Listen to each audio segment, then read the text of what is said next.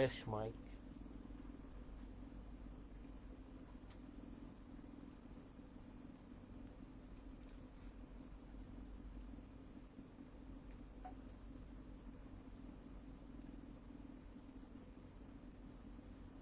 Hello. Hello. Test mic.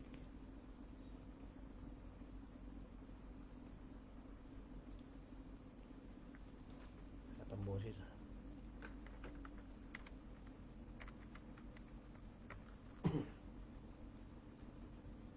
Hello. Narinig ba? Taas ang paa. Narinig ba ako?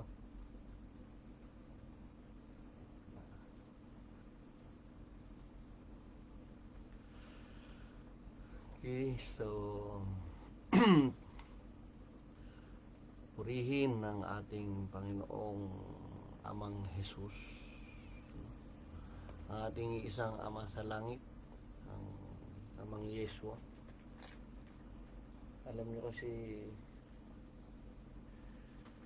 Amang Jesus, Amang Diablo, nag-aaway sa mundo. Dalawa lang. Espiritu ni Kristo at espiritu ng demonyo ang nag-aaway, ano? Dalawa lang yan. Dalawang hapagkainan. Kaninong saro kayo kakain? Kaninong saro kayo iinom? Sa saro ni Jesus o sa saro ng mga demonyo.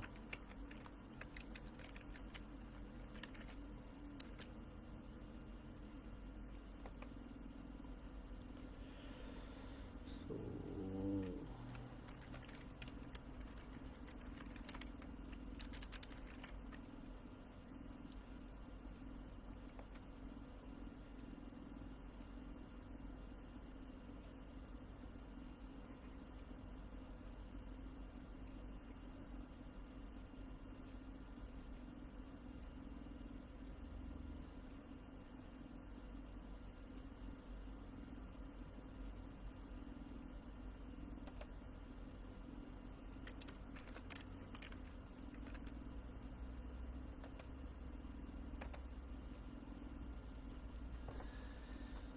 yan. So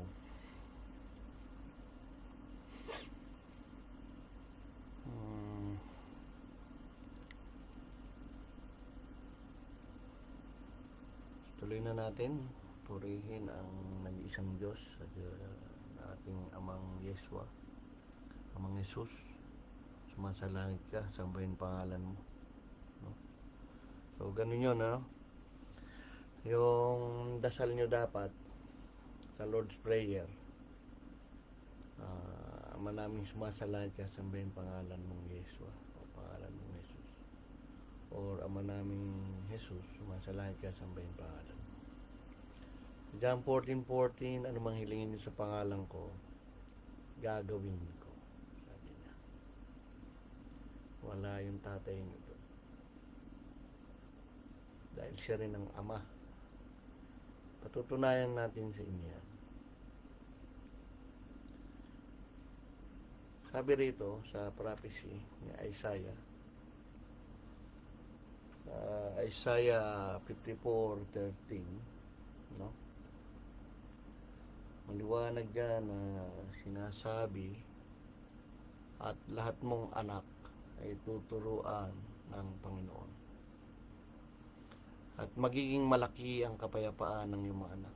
Ang magtuturo sa inyo mismo, yung Panginoon. Yung one Lord ng Israel. No? Sa Luke 1:67-68, nang mapuspos ng Espiritu Santo si Zakaria, nung isisilang si Elijah, si Juan Bautista, nang hula siya at nagsabi na purihin ang Panginoon, ang Diyos ng Israel, sapagkat kanyang dinalaw at pinubos ang kanyang bayan. yung sanggol na si baby ama, si baby father na yan, no? Tumatawa iba ron, ba't daw baby ama eh? Pero hindi si Robin Padilla yun. Si baby father na yun eh. Sanggol pa lang yun, Diyos na yun ng Israel. Ano? Sa Lucas 2 makikita yun, sinabi rin ni Simeon yun sa Lucas 2 na pwede na akong mamatay dahil nakita ko na pagliligtas ng Diyos. Sa Lucas 2:33 nagtataka si Maria at Joseph sa sinasabi ni Prophet Simeon doon sa sanggol. So nakatitig yung si Simeon doon sa sanggol habang sinasabi yun, ano? So purihin ang Panginoon ang Diyos ng Israel sapagkat kanyang dinawal tinubos ang kanyang bayan. So yung dumating yung Panginoon, yung Diyos na mismo ng Israel, no? Kailangan nyo pa bang maliwanag yan, no? Oh. Ang Israel ay may one Lord lang. At yan ang Diyos ng Israel, sabi. Purihin ang Panginoon, ang Diyos ng Israel, sapagkat kanyang dinalaw. So, yung dumalaw at tumubos ng kanyang bayang Israel ay ang Panginoong Jesucristo na. No? Si Amang Jesus na yan, hindi Amang Diablo.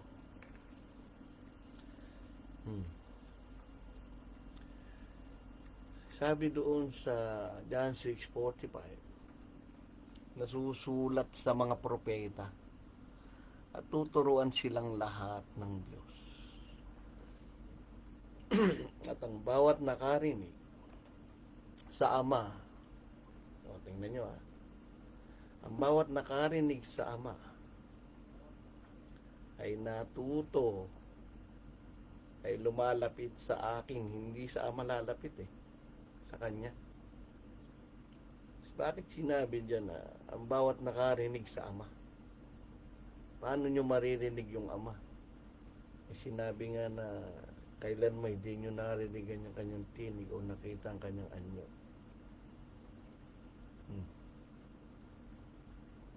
Pinatutunayan lang ni Kristo na yung mga tinig na lumalabas sa bibig niya ay tinig na mismo nung Ama. Ano? At yun ay siya. Dahil yun ang nakasulat sa prophecy. Tuturuan kayo talaga ng Diyos ng Israel. Bababa yan. Dadalawin kayo. Kaya nga sabi niya, ang bawat nakarinig sa Ama, siya yun. Lumalapit sa akin. Ano sinabi niya dyan na natutoy, lumalapit sa Ama. Di ba? Sa katuparan niya ng hula. Yung binasa natin kanina sa Isaiah 54:13, lahat mong anak ay tuturuan ng Panginoon. No? So, nakahula yan na darating yung Diyos. At yan ang mismo ang magtuturo sa inyo. No? So, kaya sabi diyan, purihin ang Panginoong Diyos ng Israel sapagkat kanyang dinalaw, tinubos sa kanyang bayan. Diyos na ng Israel, sabi diyan. Ang Espiritu Santo ni Kristo kay Sakaria. No? Wala na kayong maikakaila dyan. Diretsa nang sinabi yan na Diyos ng Israel yan dumating. At ang bawat nakarinig sa Ama ay natuto. Ipin nyo yun. Sa Old Testament, maraming sinasabi doon na sinabi ni Jehovah o ni Yahweh, sinabi ni Yahweh kay Abraham, umalis ka sa Ur, pumunta ka ng Kanaan. Sinabi ng Diyos kay Moises, umakyat ka sa Mount Sinai. Sinabi ng Diyos kay Abraham, kay Isaac, tumira ka ng Bethel. Puro may sinabi ng Diyos. Puro sinabi ng Diyos. Sa New Testament, wala na kayong mababasa na sinabi ng Diyos, sinabi ni Yahweh kay Jesus. Wala. Si Father na mismo yung dumating. Kaya nga, Tingnan nyo, pag sinabi ni Yahweh kay Jesus, sabihin mo, ikaw at ako'y iisa. Oh, di ba siya na yan? Sinabi ni Yahweh kay Jesus, sabihin mo, nakakita sa'yo, nakakita sa akin. Oh, buti hindi nilagyan ng ganun dyan. Oh, dahil kung nilagyan dyan, di lalo na kayong natauhan na si Father na yung dumarating. Si Father na yung dumating kasi diretsahan na yan eh. Ang bawat nakarinig sa amay natuto, lumalapit sa akin. So yung mga pangangaral ni Kristo, tinig na yan ng ama nyo, ng ama natin. Oh. Nakuha nyo na. Ngayon, sabi nga sa Lucas 19:44, ilulugso ko sa lupa't mga anak mo nasa loob mo, hindi sila mag-iyon ng bato sa bawang kapwa bato. Sinabi sa Israel, sapagkat hindi mo nakilala ang panahon ng sa'yo'y pagdalaw. Kita nyo? Sa magandang balita, Biblia, hindi nyo nakilala nang dalangin kayo ng Diyos ng Israel. Ilan ba Diyos ng Israel? Walang tatlong Diyos, ano? Kaya tigil-tigilan nyo yung Trinity nyo, sablay. Yan ay isang espiritu ng Ama na naging tupa, umakit sa langit, binuhos ang espiritu sa inyo. May tatlo siyang manifestation, may tatlo siyang ginanap. Nung si Kristo tao, alam niya siya yung Ama. Ano? Ginaganap niya na yung mga hula sa kanya, yung mga millisecond ng buhay niya. Ngayon, sa prophecy na Isaiah, sa Isaiah 40:13, sinong pumatnubay ng Espiritu ng Panginoon? O parang kanyang kasangguni nagturo sa kanya? So, wala. Siya lang Espiritu ng Diyos. Sino tuturo dyan?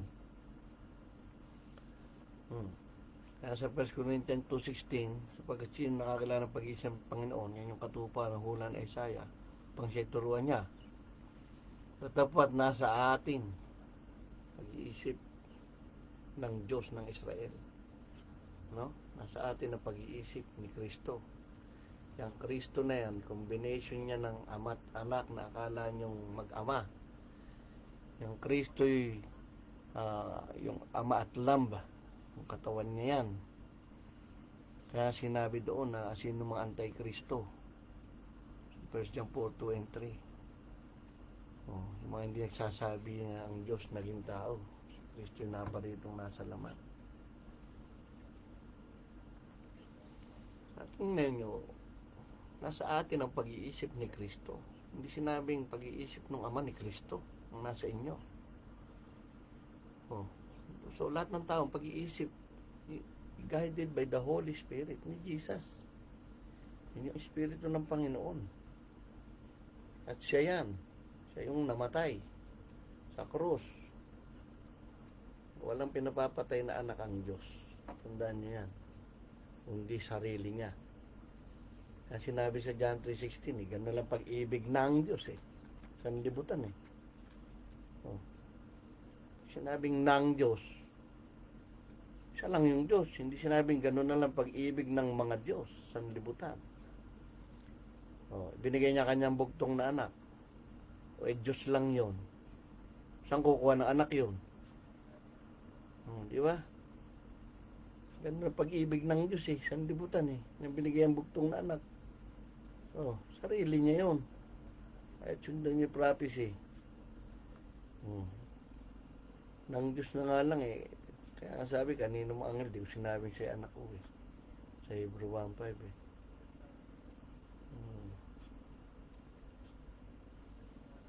So, sa Isaiah 28:9-13, kanino siya magtuturo ng kaalaman? Kanino niya patatalastas ang balita? Silang nangalay sa gatas, nangahiwalay siya sa suso. Pagkat utos at utos, bilin dito konti, doon kaunti.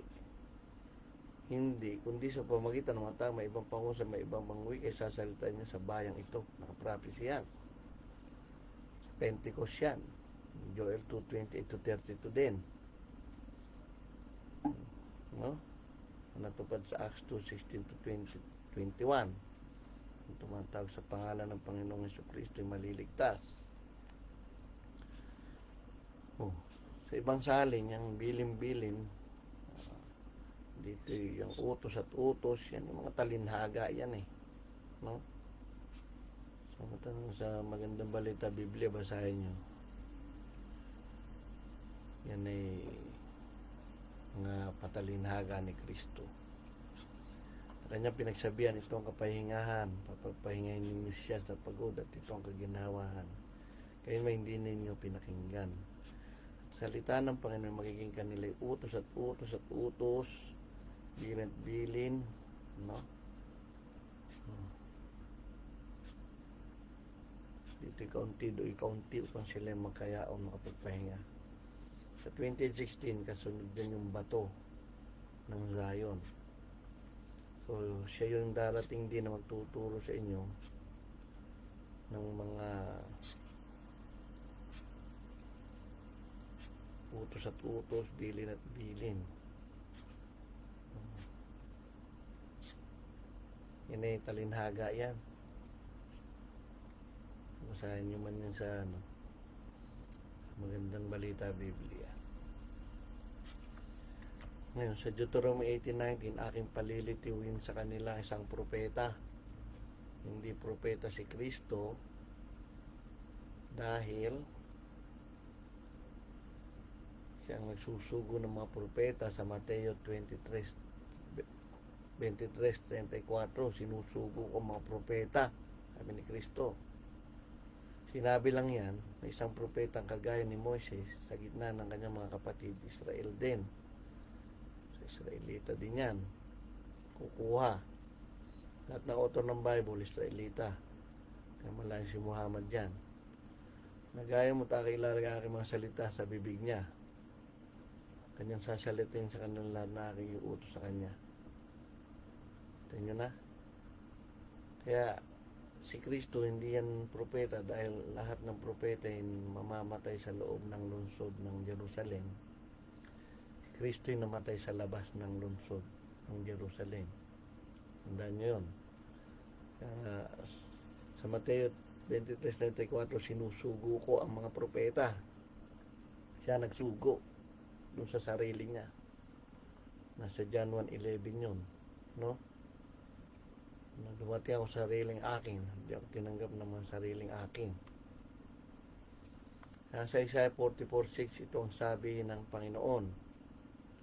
Si Yeshua yan, hari ng Israel. Si Yeshua pa rin yan, kanyang manunubos. Si Yeshua pa rin yan. Kung ang Panginoon ay may kanyang manunubos na Panginoon ng mga hukbo, kung yan ay dalawa, dapat sinabi rito, kami ang una, kami ang huli. Liban sa amin ay walang Diyos. Pero pansinin nyo, ako, ang sinabi lang yan. Ganito ang sabi ng Panginoon, hari ng Israel, ng kanyang manunubos na Panginoon na hukbo. Ako, ang una at ako ang huli. Liban sa akin, walang Diyos. Kaya siya lang lahat gumanap niyan. Yung hari ng Israel na yan, naging son of God yan. Tinawag yan na son of God. Sa John 1:49. No? Sumagot si Nathaniel, sa kanya sinabi, Rabbi. Bawal kayong patawag ng guro dahil siya lang guro sa langit. Kaya nagpatawag si Kristo ng Rabbi. Ikaw ang anak ng Diyos. Ikaw ang hari ng Israel. Napakaraming talata pang hari ng Israel si Kristo, si Jesus. So yung hari pala ng Israel na yan, naging anak yan ng Diyos, ang tawag sa kanya. Kaya nga sabi sa Mateo 22:41-45, ano pagkakilala niyo kay Kristo? Anak po ni David. Ano sabi niya sa Mateo 22:45? Si David na tumawag sa akin, Panginoon, paano niya ako naging anak? Si Ugat at si Supling lang yon. Sa Isaiah 11:10, Isaiah 11:1. Yun ang hula ni Ugat at ni Supling. Yung ugatan ni David, Diyos niya. Yung Supling, Diyos niya pa rin. Isa lang yun. Tandaan nyo, walang tatlong Diyos.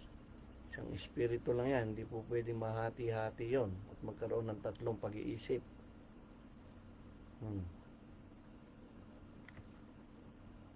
Bakit?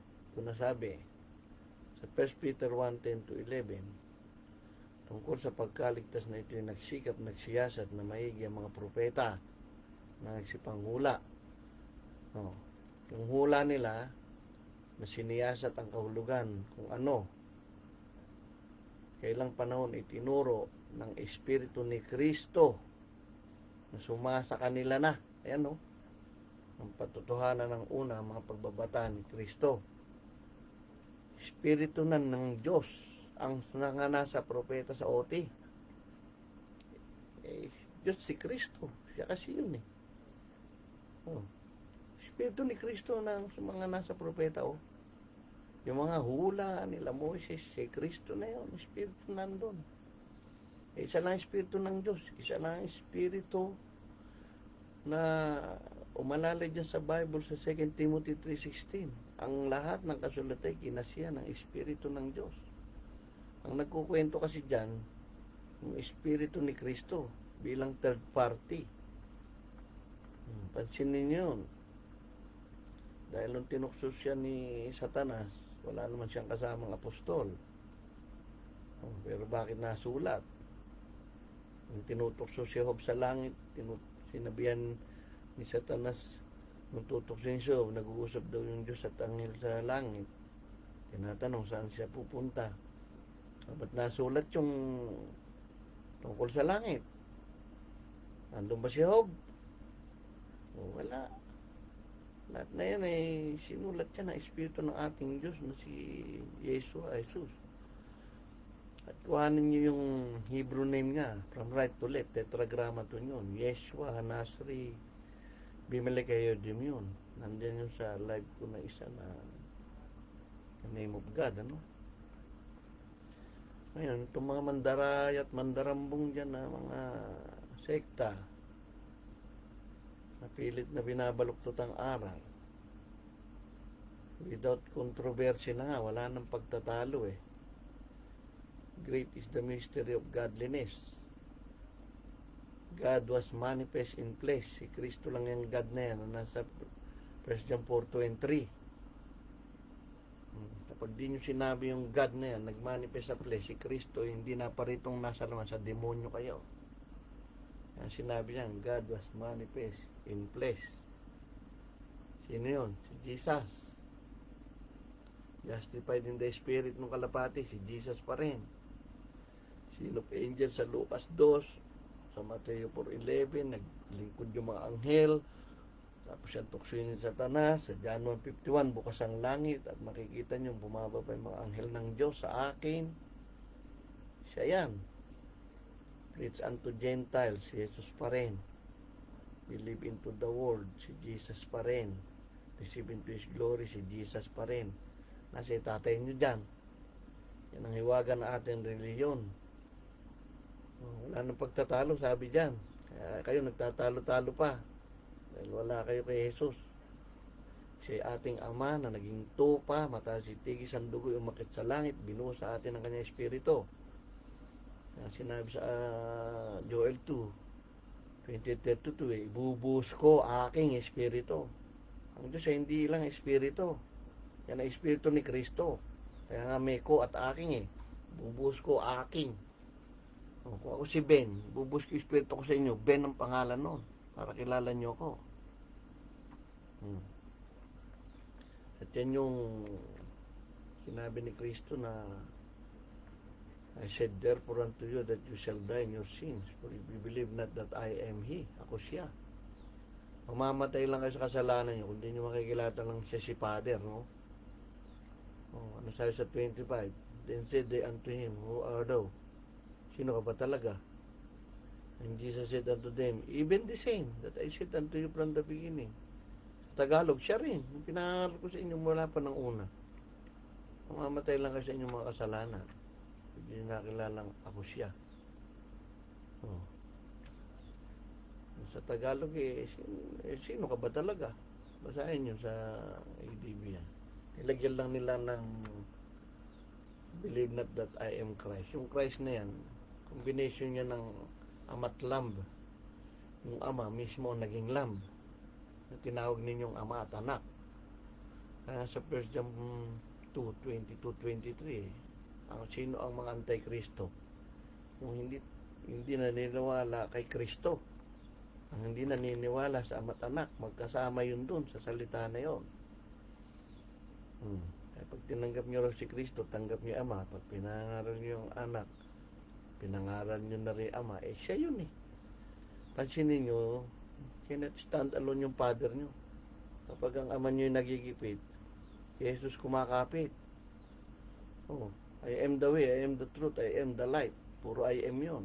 No one goes to the Father except by me. Siya yun, ng Father na yun. Dahil kung tanggalin nyo si Kristo, dapat nakadiretso pa kayo sa tatay niya. Ginagamitan niya kayong talinhaga. Psalm 78 yan. So, napatunayan natin na bumisita ni God ng Israel, Kaya nga, yan yung aming site. Visit our Patripassionism Christian Village Church named Jesus Christ. Patripassionism is a father passion. If God incarnating Christ, He suffered. Kung ang Diyos naging tao, napatay niyo yung tao, napatay niyo yung Diyos. Kung si Pedro naging aso, napatay niyo yung aso, napatay niyo si Pedro. Ganun lang yan. Hindi nalito yung sarili niyo. Hindi marami ang Diyos, Yung mga nagkakalat na tatlo yung Diyos dyan. Nakaisyo may tatlong pag-iisip. Maliho yun. Isa lang ang isipan ng Diyos. Sa Mateo 10:20 yan. Ang ama nyo na magsasalita sa inyo. So, kung ang Espiritu ni Kristo yung nasa atin, tama ang nakahula na nasa atin ang pag-isip ni Kristo.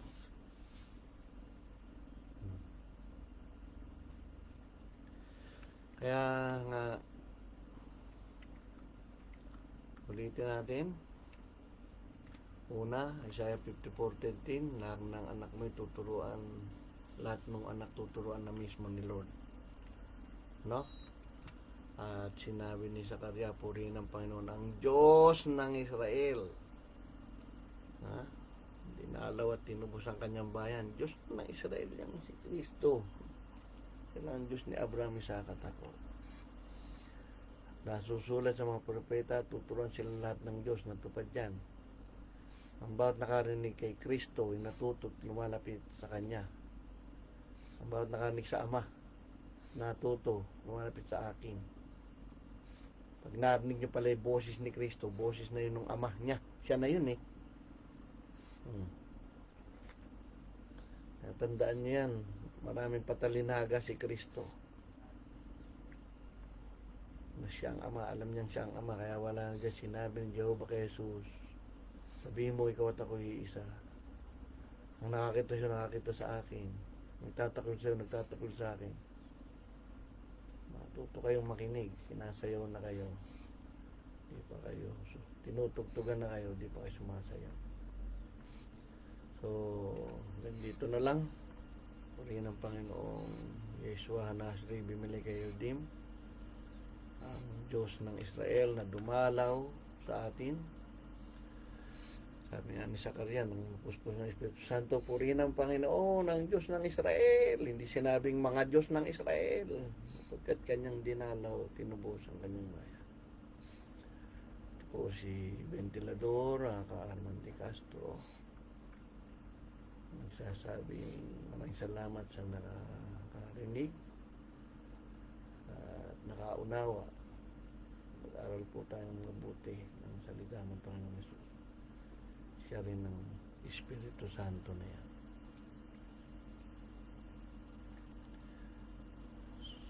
Sa iyo, aming Panginoong Jesus, papuri, paggalang at pagdakila. Nasa Judas 1:25 yan. Sa isang Diyos na ating tagapagligtas. Amen. So, ina-end ko na yung live ko. Bye-bye. See you next time.